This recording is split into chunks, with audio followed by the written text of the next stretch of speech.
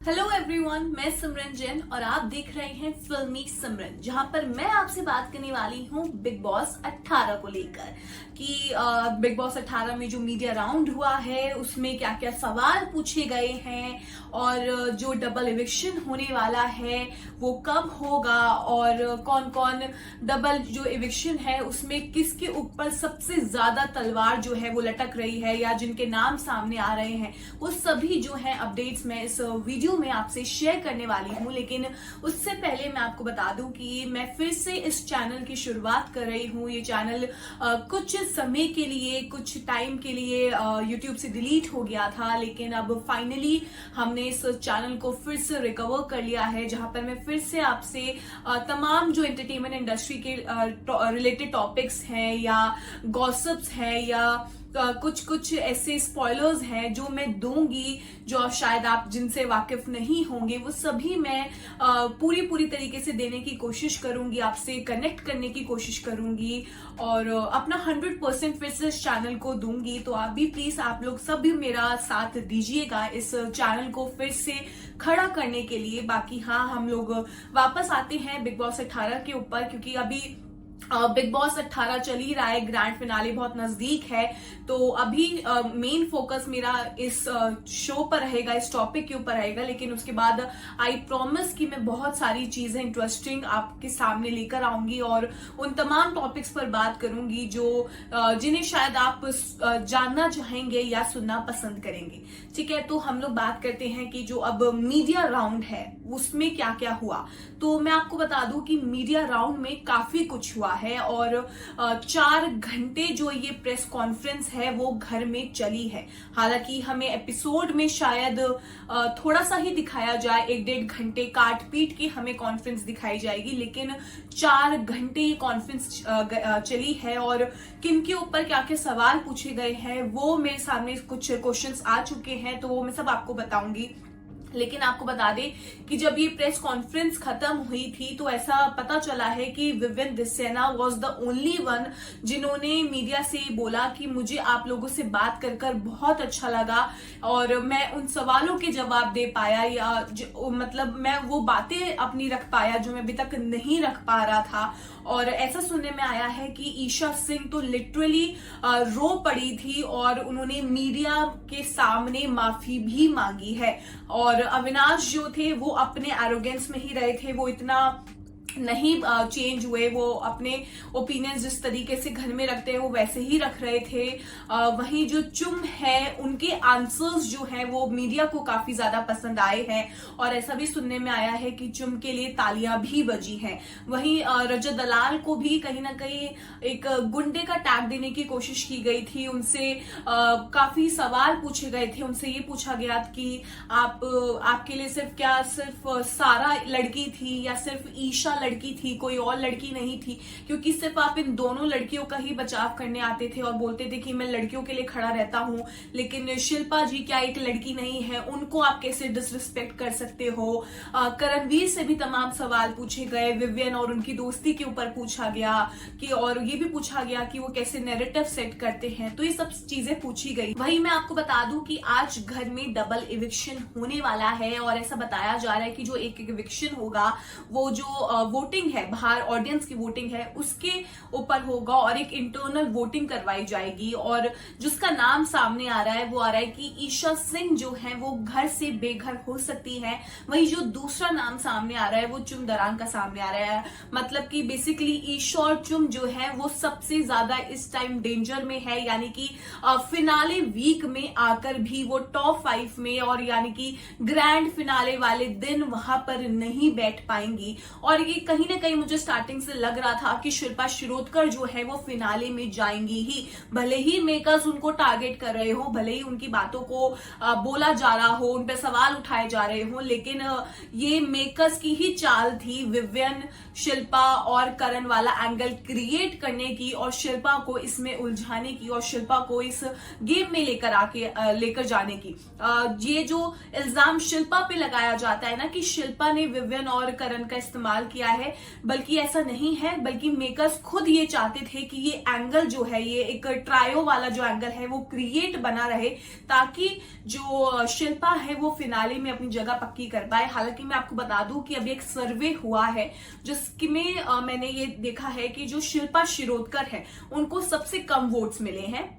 उसके बाद छठी पोजीशन पर ईशा सिंह का नाम है, 5th पर अविनाश का है और 4th पर चुमदरान का है। चुम के ऊपर बहुत इल्जाम लग चुके हैं कि चुम जो है वो करणवीर की वजह से आगे बढ़ी है, लेकिन फिर भी चुम को बहुत लोग पसंद कर रहे हैं और वो उस लिस्ट में टॉप 7 की लिस्ट में 4th पोजीशन पर है ऑडियंस के अकॉर्डिंग।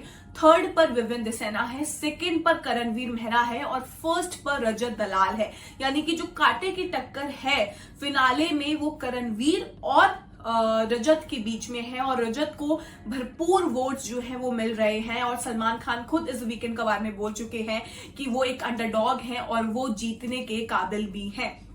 तो हाँ, रजत जो है वो एक थ्रेट जरूर है, लेकिन क्या इंटरनल वोटिंग में वो सरवाइव कर पाते हैं या नहीं, क्योंकि समवेयर करणवीर ये ऑलरेडी डिस्कस कर चुके हैं कि जब इंटरनल वोटिंग होगी तो हम रजत दलाल को बाहर निकालेंगे, बिकॉज समवेयर जो करणवीर है ही ऑल्सो नोज दैट रजत दलाल एक स्ट्रॉन्ग फैन बेस लेकर अपने साथ आते हैं, तो उनके लिए वो थ्रेट साबित हो सकते हैं फिनाले में। इसी वजह से उन्होंने रजत को बाहर निकालने का ये प्लान बनाया है। तो ये सारी चीजें हैं। बाकी हाँ, अब मैं बात करती हूँ मीडिया राउंड की, तो मैं आपको बता दूं कि करणवीर जो है उनसे पूछा गया है कि जो आपने सारा को धक्का दिया, मतलब क्या वो गलत नहीं था? मतलब आप चुम के लिए तो एकदम सपोर्ट में आ गए, लेकिन आपने जो सारा को धक्का दिया वो क्या था? तो मीडिया ने उस पे उनको बैश किया और उसमें उनसे क्वेश्चन पूछा।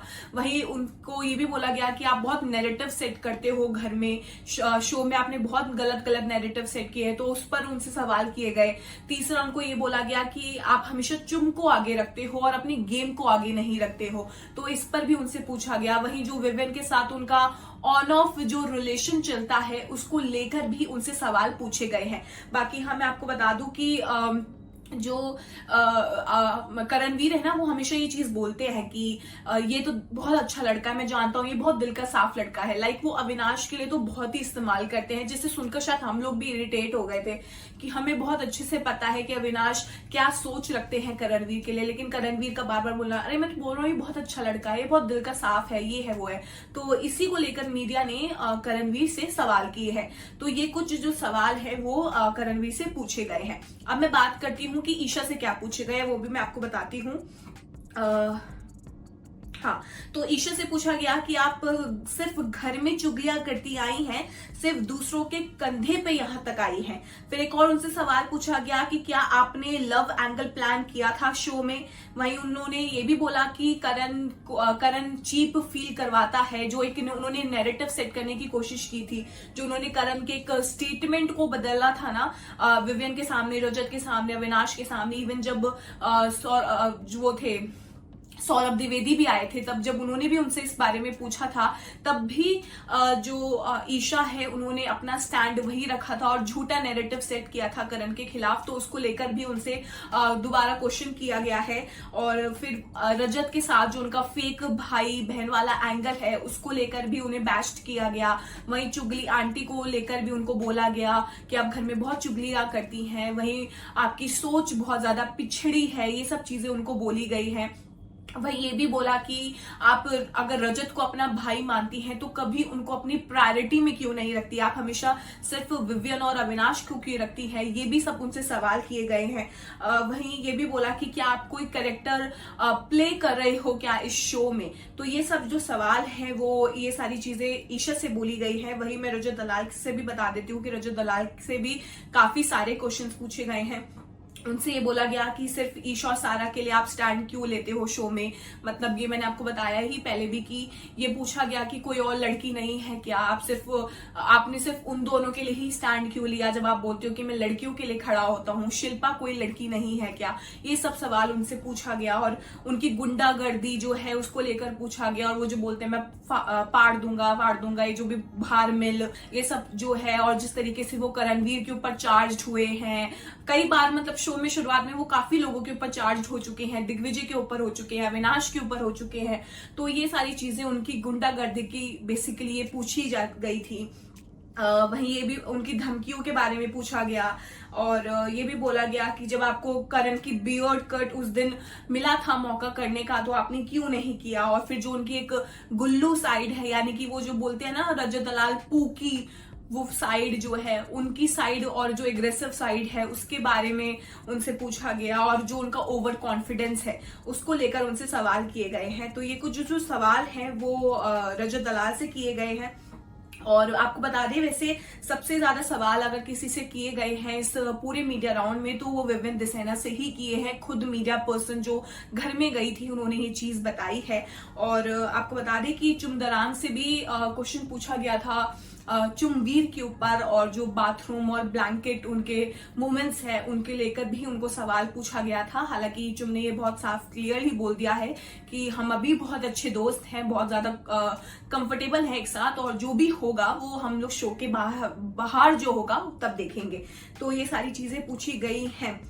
बाकी मैं आपको बता दूं कि हाँ मीडिया ने करणवीर से उनकी पीआर एक्टिविटीज को लेकर भी सवाल किया है। बेसिकली आपको मैं बता दूं कि ऐसा मतलब मीडिया का ये कहना है, मतलब मीडिया को ये मीडिया ने सवाल किया कि आप नेगेटिव पीआर जो है वो विवियन के खिलाफ करवा रहे हैं और आपने मीडिया हाउसेस को ये चीजें बोल रखी हैं या आपके पीआर ने खरीद रखा है या जो भी है। तो जिसके बाद करणवीर ने बहुत ही चिल मूड में इसका रिप्लाई किया और उन्होंने बोला कि भाई मेरे पास तो खुद के लिए पैसे नहीं है कि मैं एक मैनेजर हायर कर दूं और आप यहाँ मुझे नेगेटिव पीआर करवाने के लिए बोल रहे हो।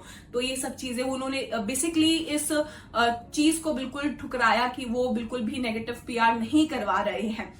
बाकी हाँ जो एक और चीज है वो सामने ये आई है कि जब मीडिया जब घर में जाती है ना तो एक ब्रीफिंग दी जाती है मेकर्स के द्वारा कि आप ऐसा करना या ऐसा करना। हालांकि वो मीडिया के ऊपर होता है कि वो उस चीज को मानेंगे या नहीं मानेंगे।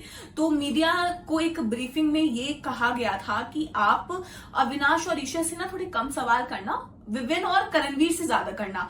लेकिन मीडिया ने अपनी ही मानी और उन्होंने इक्वली जिससे वो उनको जो सवाल पूछना था उन्होंने वही पूछा। उन्होंने मेकर्स की बिल्कुल नहीं सुनी। उन्होंने ईशा से जो सवाल उनको पूछने थे उन्होंने पूछे, अविनाश से जो सवाल पूछने थे उन्होंने पूछे, करणवीर से जो पूछने थे वो पूछे, विवेन से जो पूछने थे वो पूछे। और आपको बता दें कि Viven was the only person जो इस प्रेस कॉन्फ्रेंस में सबसे ज्यादा बोले हैं। लाइक इतने सीजन, मतलब ये पूरा सीजन निकल गया होगा, आपने इतनी आवाज विवेन की नहीं सुनी होगी जितनी आप इस प्रेस कॉन्फ्रेंस में सुनने वाले हैं। और आपको बता दें कि शिल्पा शिरोडकर से भी विवेन और करणवीर के एंगल को यूज करने के लिए सवाल पूछा गया है। लेकिन मैं अभी भी मानती हूं कि इट वॉज नॉट शिल्पा जिन्होंने इसको यूज किया है, ये यूज करवाया है मेकर्स ने खुद शिल्पा से, क्योंकि वो उनको टॉप 5 में लेके जाना चाहते थे। तो हाँ मेरे हिसाब से जो ये सिर्फ शिल्पा पर इल्जाम लगता है ना वो मुझे लगता है गलत है। और ये विवियन वाला एंगल हो गया, शिल्पा और ये करण वाला एंगल हो गया, इसका सिर्फ फायदा शिल्पा को नहीं मिला है, तीनों को इक्वली मिला है। तो ये सारी चीजें हैं और ये सब चीजें आज मीडिया राउंड में होने वाली है। हालांकि हमें एपिसोड में कितना दिखाया जाएगा वो देखने वाली बात होगी, क्योंकि एपिसोड में एक्चुअली में मेकर्स अपने हिसाब से ही क्वेश्चंस दिखाएंगे, क्योंकि टारगेट तो ईशा को बहुत किया गया है, अविनाश को खूब किया गया है। प्रोमोज हमने जैसे देखे होंगे कि ईशा तो बाद में पता चला है रो भी पड़ी है, लेकिन क्या हमें वो एपिसोड में देखने को मिलेगा? क्या सिर्फ जो क्वेश्चंस करणवीर के खिलाफ थे या चुन के खिलाफ थे या शिल्पा के खिलाफ थे, हमें क्या सिर्फ वही देखने के लिए मिलेंगे? बिकॉज एक इमेज क्लीनिंग जो है वो हम देख रहे हैं शुरुआत से हो रही है और वीकेंड का वार तो पूरा उसी पे निकल ही गया है। तो ये सारी चीजें जो है वो बिग बॉस 18 के मीडिया राउंड को लेकर है। बाकी मैं आपको बता दूं कि 19 जनवरी को इस शो का ग्रैंड फिनाले होने वाला है और बताया जा रहा है कि शायद शाम से 6:30 बजे से ही जो ग्रैंड फिनाले है वो शुरू हो जाएगा। तो बहुत ही अब इंटरेस्टिंग है, बहुत ही फिनाले बहुत ज्यादा नजदीक है। तो लेट्स सी कि कौन जीता है and hope for the best कि जो भी डिजर्व करता है इस शो की ट्रॉफी वो ही जीते। बाकी आप लोग बताइए कि आपके हिसाब से इस शो की ट्रॉफी किसको जीतनी चाहिए। लाइक आपके हिसाब से कौन इस शो का सबसे ज्यादा डिजर्विंग विनर है। अपने कमेंट्स जो है वो मुझे जरूर दीजिएगा, अपनी राय मुझे जरूर दीजिएगा। बाकी आप किस टॉपिक पर मेरी सुनना चाहते हैं या आप चाहते हैं कि मैं उसके बारे में आपसे डिस्कस करूं या मैं आपको उसके बारे में ब्रीफिंग करूं, वो सब प्लीज मुझे कॉमेंट सेक्शन में जरूर बताइएगा।